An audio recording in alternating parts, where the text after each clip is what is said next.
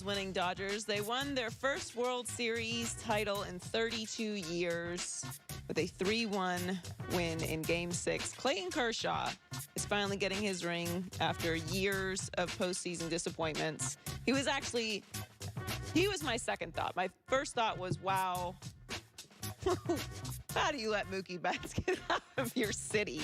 Was my first thought. Isn't that incredible? It's wild.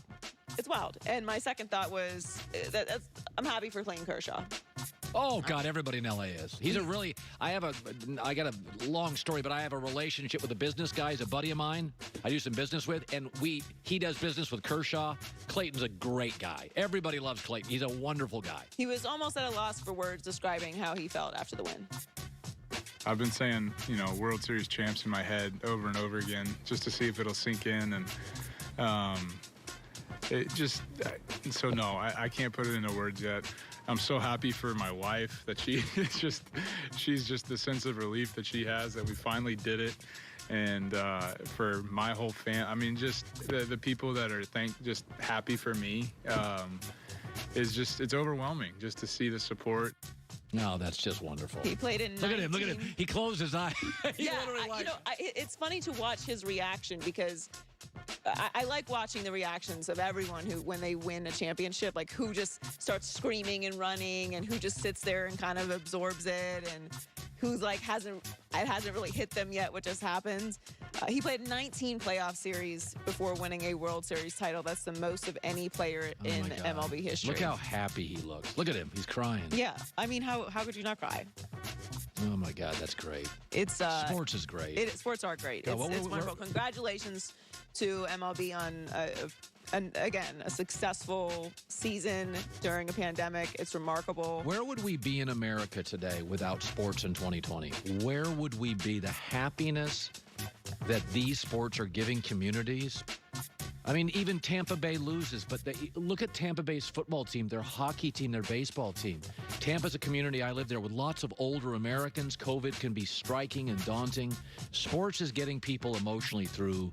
It makes things feel kind of normal. Oh, it's never been more valuable than this year. And I'm sure that's a cliche, but there's never been a year in my life where I've appreciated sports more than 2020. Well, having been without them makes you appreciate it more. Oh, God. But just the added stress and the complete stripping of any kind of normalcy to our lives, that makes you appreciate it even more because this is something we're used to having. We're used to seeing games every night. Right. We're used to leading up to championships, and it's been great. And the leagues have been tremendous. So congratulations, and congratulations to the Dodgers and Dodgers fans. So the Steelers are the only undefeated team remaining, but they still think there's room for improvement. After nearly blowing a 20-point lead against the Titans last week, the defense was not happy with their overall performance.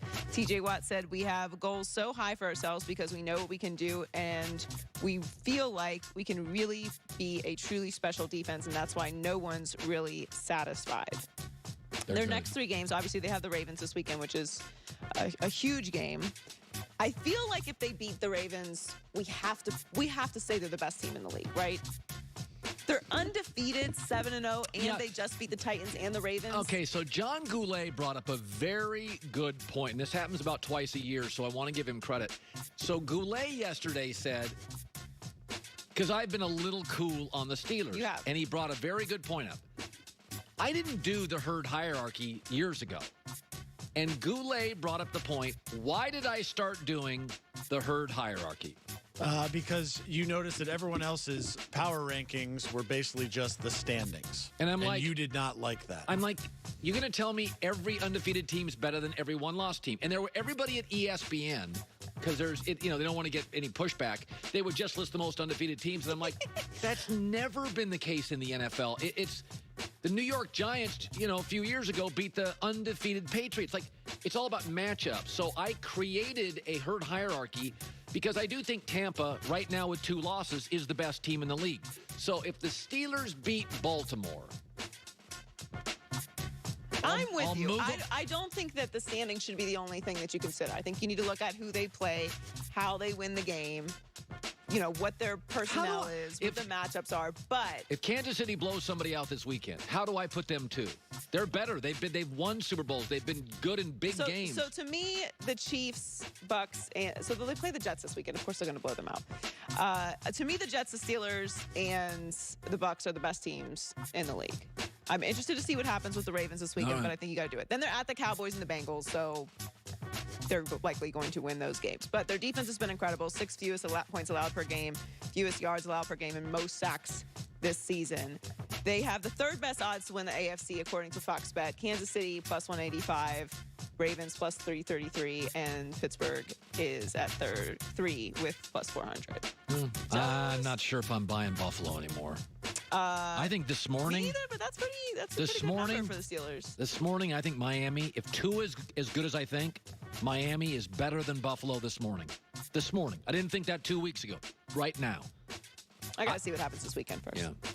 Bill Belichick may have benched Cam Newton Sunday, but he's continuing to stand behind him. Belichick said Cam will remain the starting quarterback despite his recent struggles because he is their best option. He's our best player there, and so, again, there are other problems offensively. There are other things that we need to do better, and that's what we're going to work on. I think we have our best players out there. We've just got to find a way to be more productive. Will Blackman had a very, very funny quote on this. Can I read this to you? Yes. You're going to like this. This is Will Blackman, who's my friend and our friend. He said, Cam going to the Patriots with no weapons is like going to Vegas with no connections. You hear all the great things and how fun Vegas is, but you can't get into any of the clubs. You can't get a cabana at the pool, and you just get Denny's and head back to your hotel you booked on Hotwire. And that's really funny and really true. You go to the Patriots, you think this is glorious, but they have no players. Yeah. No, that is a great analogy It for really anyone is. who's ever been to Vegas without a connect. I'm a woman, so I don't have these problems in Vegas, but Yeah. I've heard Yeah, pretty women just, I I've want to go heard there, it's there, difficult. there. Yeah. Yes, to take full advantage of that in Vegas, and I will not apologize. Have you ever gone for to a it. nightclub there? What? In Vegas? Yeah. Yeah. Yes. I had my bachelorette party in Vegas. Okay, I didn't know that. That was a stupid question. Yes, I've been to many nightclubs in Vegas. Oh, many. Many nightclubs. What? Yes. Well, is a Club Shay Shay? Have you gone to that I one? haven't been to Club Shay Shay. I've been to Excess. Oh, and that I'm sure it is Excess Excess. is amazing. Excess is my favorite club in Vegas. I think Excess is probably my favorite club. Well, no, 11 in Miami is my favorite club. Breaking but- news: Joy has more fun than you. So you go to It's fine fun. So when you go to clubs, do you like dance? I'm not a big dancer. I need my space. Like I need to be at Okay. a table. I'm a snob. I need to be at a table. I need a place to sit. That's why you and I get I along. gotta have a bottle. Like I don't need to. I can't be around all the people. I Same need my thing. space. Like That's hello, why hi. Joy and I really. That's why it works, I think. I'm a snob. Well, you're a Capricorn. Yes. And Right. I will not apologize for the way that I am. That's funny.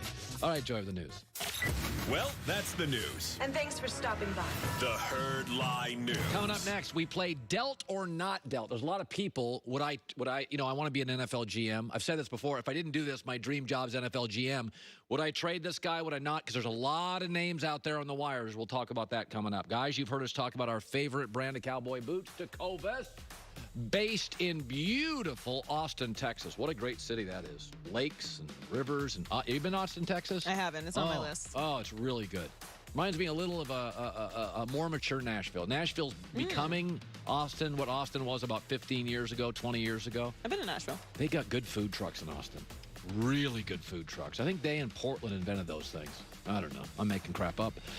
Boots are handmade in Mexico, based in Austin, Texas. They do leather goods well. I got their travel bag as well, not a cowboy costume. These are cowboy boots. They obsess over craftsmanship. No middleman, meaning they make them and you buy them. No retailer in the middle to jack up the price. This is the kind of footwear you get compliments on. A boost of comfortable confidence in who you are, not just in what you are wearing. Get yourself a pair of cowboy boots, tecovas.com/herd and walk taller. TECOVAS.com/herd. Wallets, travel bags, all good stuff. Cowboy boots too.